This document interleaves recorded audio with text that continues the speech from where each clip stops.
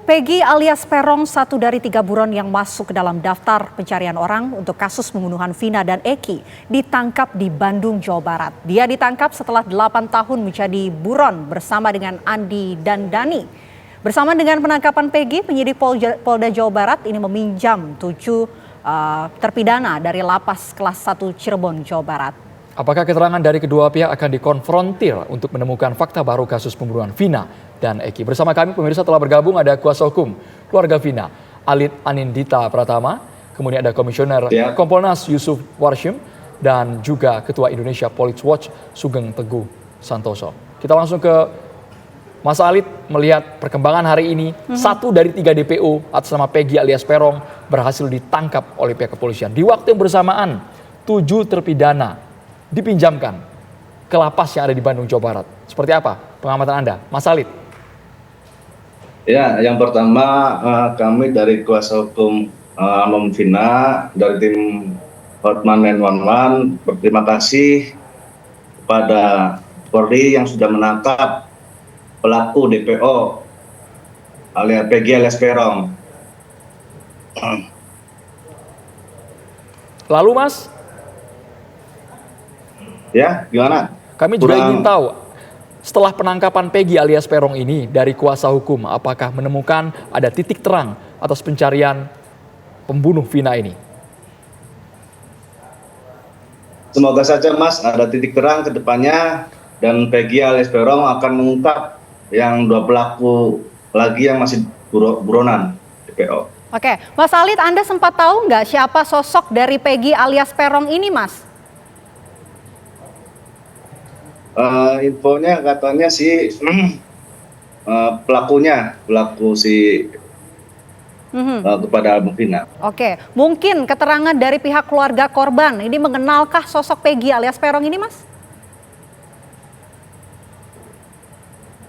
Mengenal.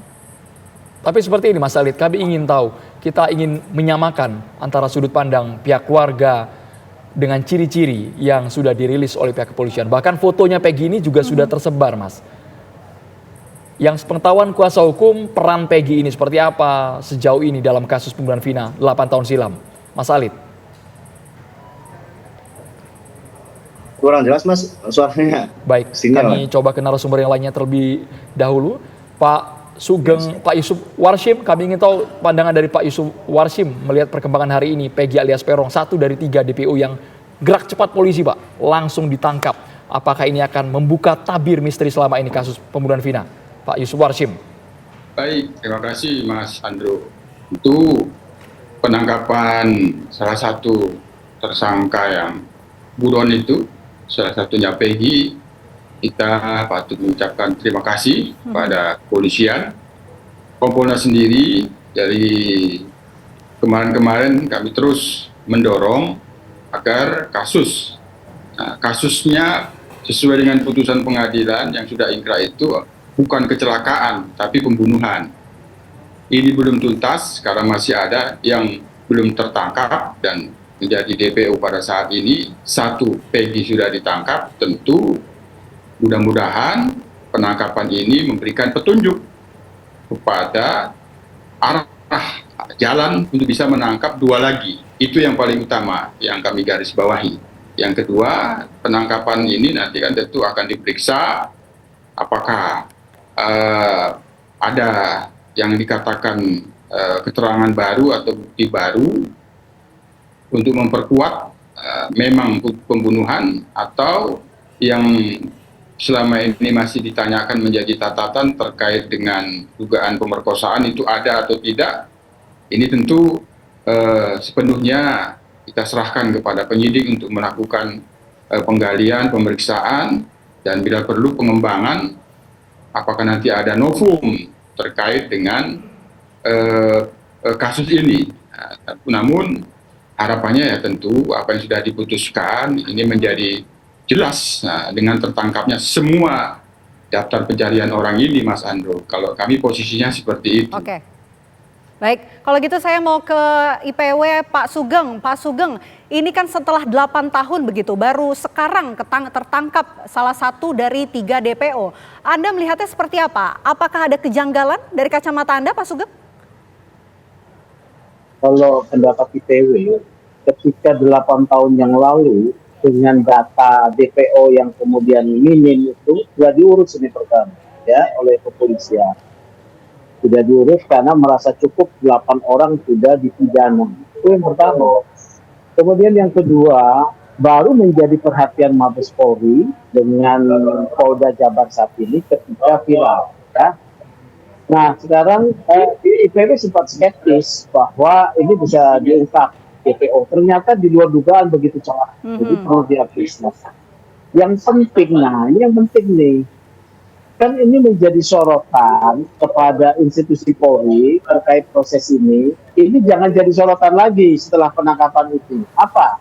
Soal akuntabilitas kerja kepolisian ketika menangkap dan memproses Peggy. Apa maksudnya akuntabilitas? Yaitu bahwa kerja kepolisian dapat dipertanggungjawabkan secara hukum. Apa syaratnya? Syaratnya itu profesionalisme dikedepankan, kemudian juga hak-hak tersangka diberikan, ya, keadilan bagi semua pihak diberikan, ya.